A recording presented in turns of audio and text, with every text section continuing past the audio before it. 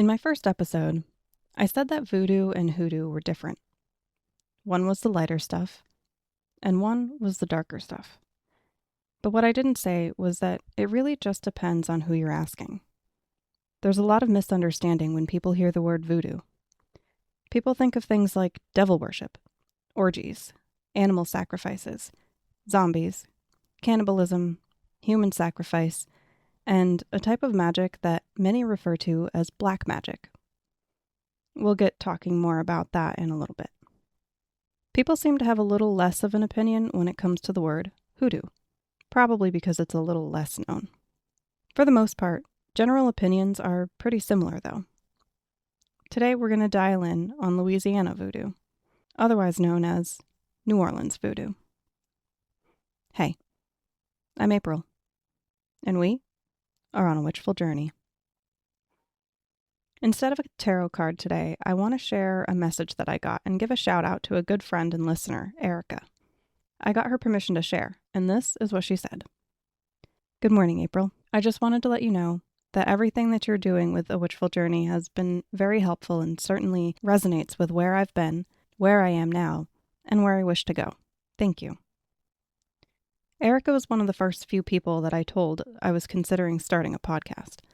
And she, along with some other people close to me, really encouraged me to get it going. Hearing this from her made my day, because at the heart of it, that's really what this podcast is all about.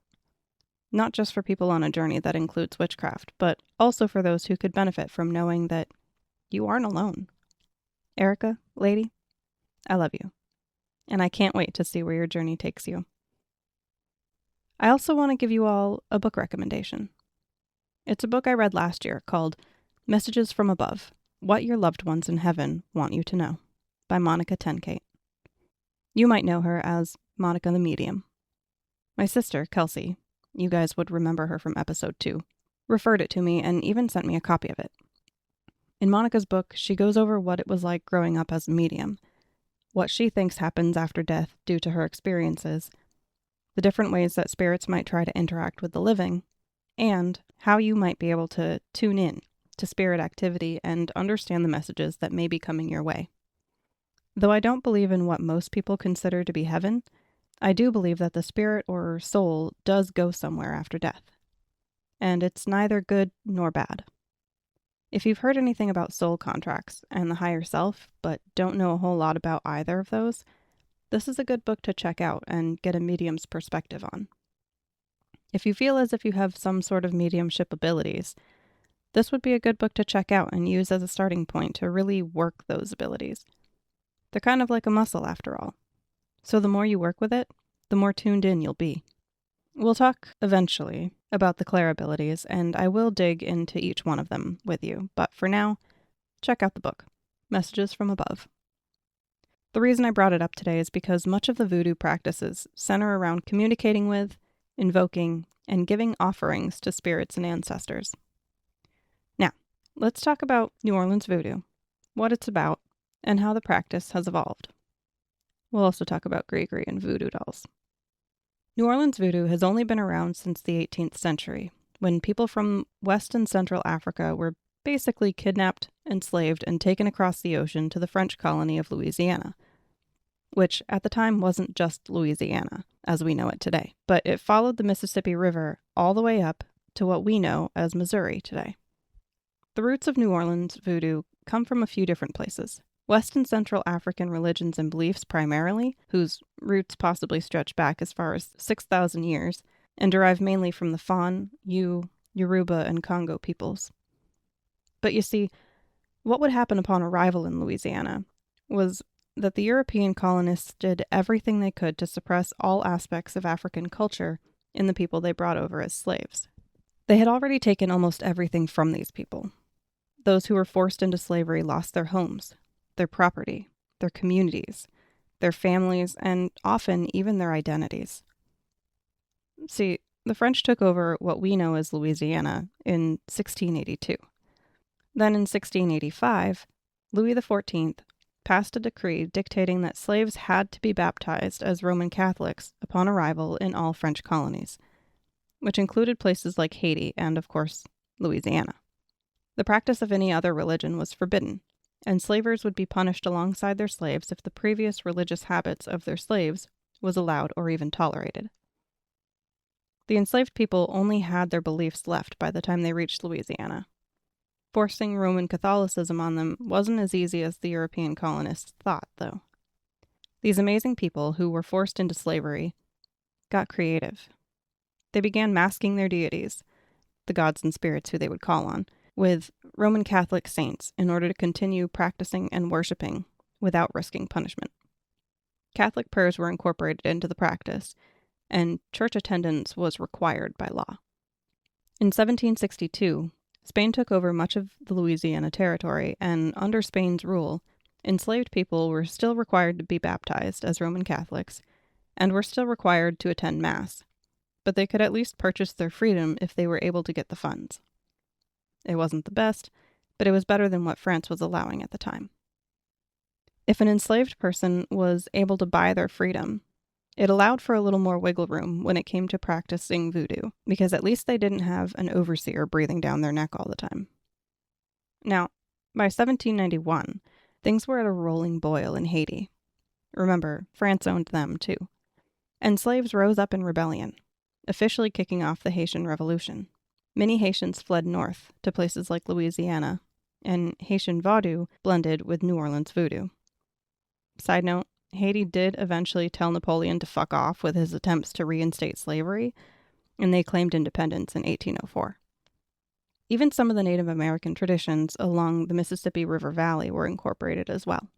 At some point in all this, a man named John had been born in Senegal, brought to Cuba as a slave, and eventually ended up in New Orleans as a cotton roller and became part of the voodoo community. He eventually became known as Bayou John, or Dr. John. He was said to have been an excellent teacher and fortune teller, and had become a famous voodoo king. And he eventually taught Marie Laveau. When 1803 came around and the United States took over ownership of Louisiana territory, the U.S. initially tolerated the practice of voodoo. It wasn't necessarily banned, but there was a number of restrictions on when and where practitioners were allowed to gather. Remember Congo Square from episode 1? The reason for that was because the U.S. saw what happened in Haiti and was treading a very thin line.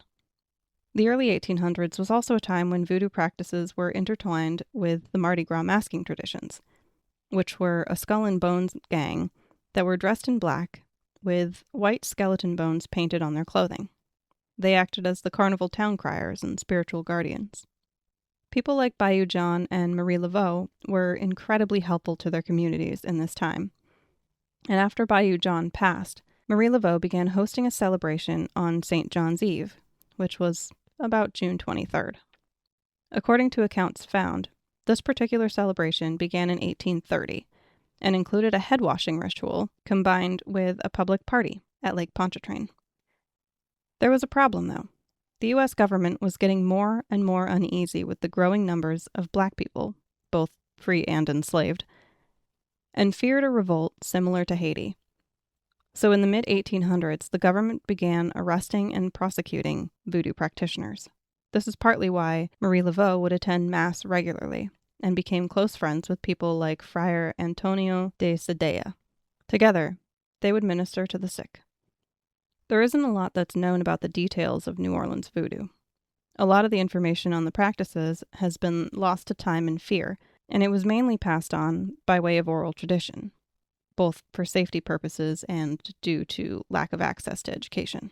There was no formal creed, no set dogma, no sacred text, and no organized hierarchy. It was also highly personalized, much like the practice of witchcraft today. After Marie Laveau's passing, there was a drop in practitioners of voodoo. I imagine that part of it was fear of persecution. If you look in most places on the internet, you'll find sources that say that voodoo died out at the beginning of the 20th century. It didn't really, though. What survived at the time was just forced deeper underground because there was so much opposition. Voodoo was considered witchcraft, or devil worship, and people had already seen what witch trials could do. It didn't help that all the propaganda shouted things like dangerous and evil, and Hollywood and the media depicted practitioners as terrifying-looking black women holding crying babies over open flames, and all of that such nonsense. There was a reason for all of it, though. The voodoo narratives that media outlets, the government, and Hollywood presented to the public were meant to establish black criminality and justify segregation and racism. It was a way to prove that anyone who wasn't Christian, non-Christian black people especially, were barbarians and had to be controlled and confined. Now, I'm not going to tell you that curses and hexes in voodoo don't exist. They do. Or did. But it was more of a fuck around and find out kind of deal. Like, if you got a voodoo curse put on you, you probably did something awful and deserved it. That being said, voodoo beliefs were and are much more in tune with contemporary liberal ideology than the more traditional Western faiths. Equality is at the core of voodoo. It's about connection to nature, spirits, and ancestors. The belief is that all things have spirits, and a dead ancestor is just as much alive as a living one, but is just in another form of being with a different kind of home. Let's see if we can get some stuff cleared up surrounding the curses, hexes, and all the rumored evil, yeah? We'll start with sacrifices. Though rumored, there has not been any historical evidence that points to human sacrifices having taken place. Animal sacrifices, though, have been a thing, historically. Some practitioners still do include animal sacrifice in their practice, and once the ritual is over, will cook and eat the animal after. So likely, they would use an animal that they were already planning on using for food purposes anyway. Some voodoo groups prohibit the use of animal sacrificial rites. Each voodoo group was, and still is, independent, each with their own priestess, or less often, priest. An initiation into a group was required, historically. That doesn't seem to be the case now, but it is still a common practice to be initiated into a group for the community and stability of it. Historically, live snakes were used in ritual pretty frequently, especially if your name was Marie Laveau. They aren't used as often now, but for a time, there was a temple snake. You know, kind of like an office cat, at the New Orleans Voodoo Spiritual Temple. There are 4 phases to a ritual, and they're identifiable by song, apparently. The phases are preparation, invocation, possession, and farewell. Songs are used to open up the gates between worlds by calling on Papa Labat, or maybe Legba, who is considered to be the door or gatekeeper and also a bit of a trickster. Some ceremonies or rituals also include the Apostles' Creed or prayers to the Virgin Mary, and during these, various group members wear white clothing. Often, drawings are made on the floor and offerings are set out to help invoke the spirits. Some of the spirits include the deity Blanc Danny, or Monsieur Denny, who is associated with the color white, and possibly associated with Saint Michael, the Archangel. Monsieur Danny had many names, but is always associated with the defeat of enemies. The Great Zombie, otherwise called Damballa Wado, is associated with St. Patrick and snakes, also called the Great Spirit. Less is known about the following deities. Monsieur Sonka is a deity associated with good fortune. Monsieur Augusto, a deity associated with love. Verkit is a spirit associated with causing illness. Monsieur d'Embarras is a deity associated with death. Charlot is a child deity. Baron Samedi is associated with death, cemeteries, and the afterlife, and is seen as a healer and protector in matters of life and death. Urzuli Freda is associated with romantic love, beauty, and luxury, and is usually invoked for sensuality and femininity. Urzuli Dantor, her sister, is associated with maternal love, protection, and vengeance. Ogun is associated with iron, war, and labor, and is often invoked for strength, courage, and success in endeavors that require determination. Damballa is associated with wisdom, purity, and creation, and often invoked for healing and fertility. And there's no clear evidence that the Christian god was ever incorporated into the voodoo pantheon. Though there is some spirit, it might be the Great Spirit, the Great Zombie, who is possibly the highest of all the deities, but I don't quite know. A book I would recommend diving into would be the Voodoo Encyclopedia, Magic, Ritual, and Religion by historian Dr. Jeffery Anderson. Dr. Anderson, when speaking on voodoo versus hoodoo, says that the definition is blurry, depending on who's explaining the two. Another historian, Katerina Hazard Donald, says the two are indistinguishable, and a practitioner in 1940 was recorded as saying that voodoo is the worker and hoodoo is the things that they do. At some point, we'll go deeper into hoodoo and see what we can dig up. Other practices include readings, spiritual baths, prayers, and personal ceremonies. These can be used for things like curing anxiety, addictions, depression, and loneliness, or for helping the poor, the hungry, or the sick. This is something Marie Laveau was known for. She would adopt orphans, feed the hungry, and visit prisoners. She was a skilled naturopath, treating her patients with massage, teas, tinctures, herbs, and salves. Now, curses and hexes were more widely used historically. One curse was to place a particular object, or a form of gris bag, in the target person's pillow. Another curse involved a small coffin trinket inscribed with the target's name, and it was placed on their doorstep. In terms of hexes, things like black crosses, salt, or mixtures incorporating mustard, lizards, bones, oil, and/or grave dust were placed on the target's doorstep. These seem like they were mainly used against slave owners, who were particularly cruel, and sometimes against other practitioners when disagreements escalated or someone was participating in anything that was considered unsavory. Usually, if it had to do with another practitioner, they would find the gris bag and either burn or drown or stab the bag in order to cause harm to the maker of the gris bag. To counter these hexes, a person would have to cleanse their doorstep and sprinkle or wash it with powdered brick. It's said that Marie Laveau would wash her doorstep every morning with powdered brick to protect herself from possible hexes. Remember when I mentioned spirit possession during rituals? Well, these spirits are called Iwa or Loa, and they're considered the intermediaries between our physical world and the afterlife, or the other world. They're crucial to the practice. Spirit possession in voodoo, even though it's considered evil by Christian cultures, is considered an honor. Spirits possess a practitioner with the help of ritual and communicate through that person. They can offer guidance, they can perform healings, and they can speak through the possessed practitioner who, in contemporary voodoo, is referred to as the horse while possessed. The practice is so equal that it embraces gender fluidity, in that male spirits are allowed to possess female bodies and vice versa. In the 1990s, there was a voodoo revival, with practitioners drawing largely on the African religions, Haitian Vodou, and Cuban Santeria. Depending on the particular voodoo group, groups range from sticking primarily to the old African practices, all the way to incorporating elements of Hinduism, the Kabbalah, and/or Judaism. Because it's such a personalized practice, it varies greatly from group to group, and even from person to person.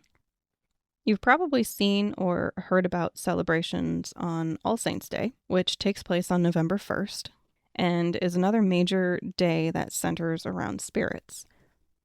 If you know anything about Samhain from the Wiccan Wheel of the Year, then you already know a little bit about that. Congo Square is one of the main places where these kinds of celebrations still happen, and the square continues to also host cultural meetings that involve dance, drum circles, food, and spiritual ceremonies. Contemporary practitioners tend to lean more toward the healing and protection practices, and they have shops called botanicals that sell herbs and other materials for these purposes. I want to share a couple of cool little things that some people in recent history have done. So in August of 1995, a group of practitioners held a ritual in the Bywater area of New Orleans in order to drive away drug abuse, burglaries, and assaults that were plaguing the area.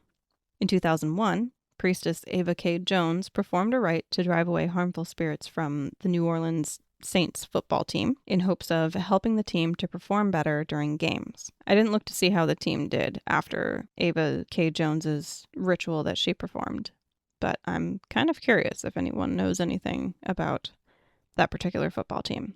I don't follow sports, so I have no clue.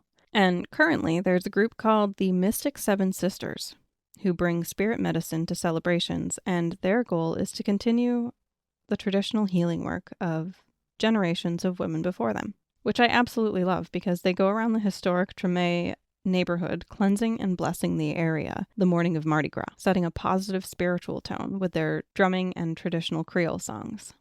That's something I would love to experience firsthand, even if it means I have to get up for 5 a.m. Altars have evolved a bit since Marie Laveau's time. Hers was similar to Haitian Voodoo, and probably kept hidden somewhere in her home in case the authorities showed up. Now, practitioners typically have them in their kitchen or living room, and these altars assist in communing with ancestors, often having food and drink offered regularly. Most altars have pictures of the ancestor and their favorite things laid out for them. Similar to today's witchcraft, tools are not judged by their origin, but by their efficacy in magic being performed. And depending on who's speaking about voodoo, or what aspect of the practice is being spoken about, it's often referred to as root work, hoodoo, or conjure. I know you're probably wondering about the Gris bags, though, and the voodoo dolls. So, a Gris is a charm that can either help or harm, but is commonly used for protection and luck. It appears to have originated in West Africa. In the Cajun communities of Louisiana, Gris was considered ill fortune, or black magic. In the Creole communities, they were favorable, with Gris doctors operating in the New Orleans area for centuries at this point. In Haiti, Gris are meant to be good amulets and are widely used. The word Gris itself has a number of possible origins. It could come from the French word for doll or plaything. It could come from the Hausa word for fetish, or it could come from the Mandingo word for magic. All of these seem like pretty decent possibilities. Gris are made with ingredients typically wrapped in red flannel and worn around the neck. Usually the bags are inscribed with verses from an ancestor, or a verse from the Bible that fits well, or sometimes with just a name or a number.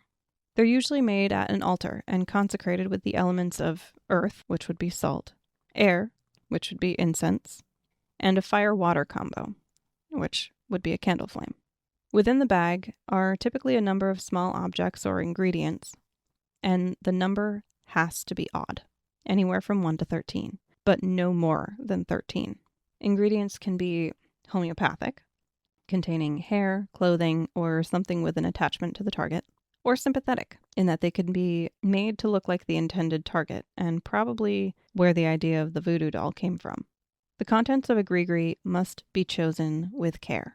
Items often correspond with specific needs or desires, and common ingredients for a Gris bag include herbs and roots. Things like vervain, licorice root, and sage can be included to bring healing, protection, and love. Stones and crystals, ones like quartz and lodestone, can be used to attract or repel certain energies. Animal parts, like feathers, bones, teeth, or even snakeskin, can be used to call upon the power of specific animals or spirits. Charms and talismans, such as small charms, coins, small crosses, can be used for protection or success. Personal items like hair, nail clippings, a small piece of fabric that has either blood, sweat, or urine on it are designed to direct to a specific individual. And written spells and prayers to call upon spirits to intervene in the user's favor. Each ingredient should be spoken to in order to awaken the powers that they hold. Once finished, the Gris can be worn on the body, placed in a home, or buried in a specific location, depending on the desired outcome.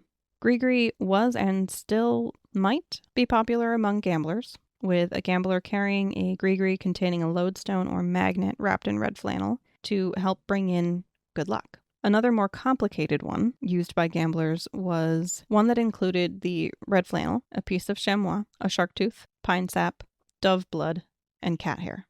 The user would mix the pine sap in the blood and use it to write a specific amount of money that they wanted to win on the chamois, fold up the chamois, place the shark tooth on top of it, and fold the red flannel around the bundle, and then sew it together with the cat hair.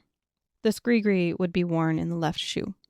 Now, What many people call voodoo dolls are a form of Gris, but their use has been widely misunderstood.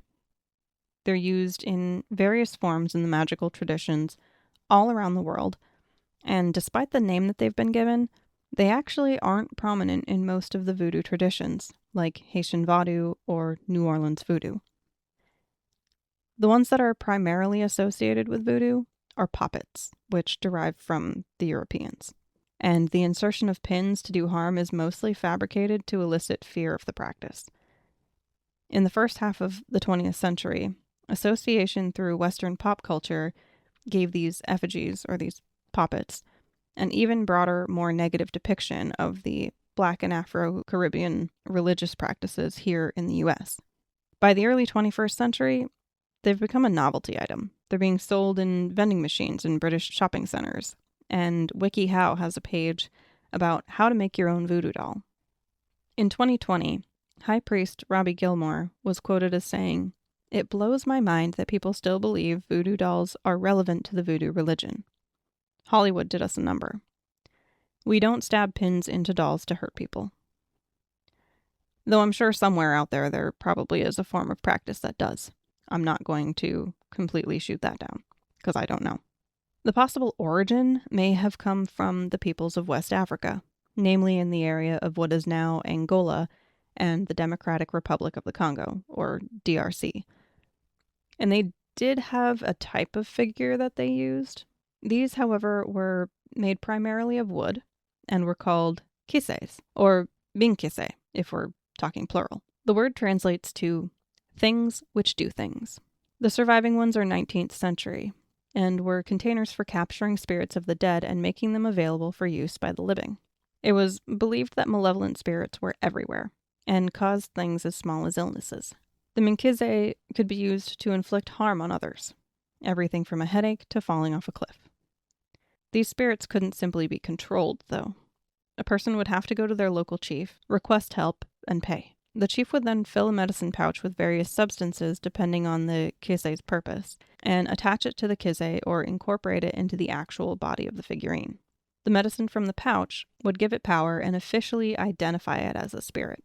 The chief would then ask the spirit through the kise for its services in the matter at hand. The minkise have their own will, though, and a set list of rules. Break or bend any of their rules, and there would be consequences and punishment to follow. During the Belgian colonization of the Congo, the kises were considered to be dangerously powerful pagan witchcraft. Many of the figurines were burned or confiscated, and the ones that could have brought on the idea of voodoo dolls stuck with pins were probably the kondi, a loosely defined class of the kise who primarily functioned for hunting witches and wrongdoers. Many of these figurines were stuck full of nails and other hardware. But like I said, there are several cultures and religious traditions all around the world that have doll-like figures that serve as conduits for intention and energy. The concept of using dolls or effigies for magical purposes has deep roots, like ancient civilizations kind of deep roots, in places like ancient Greece and Rome to ancient Europe and Africa. One of the earliest examples would be the ancient Mesopotamian clay figurines. I could go on, no joke. So let's finish up by talking about poppets.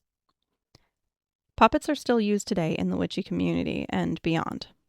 Like, did your parents ever hand you a doll or a stuffy when you were a kid and they swore it would protect you at night while you slept? Yeah, kind of like that. Poppets are dolls that are made to represent a person. They're used in spellcasting or aiding a person through magic. Historically, they were found lodged in chimneys for some reason. Anyway, they can be made of materials such as carved roots, corn shafts, fruit, paper, wax, a potato, clay, branches, or cloth stuffed with herbs.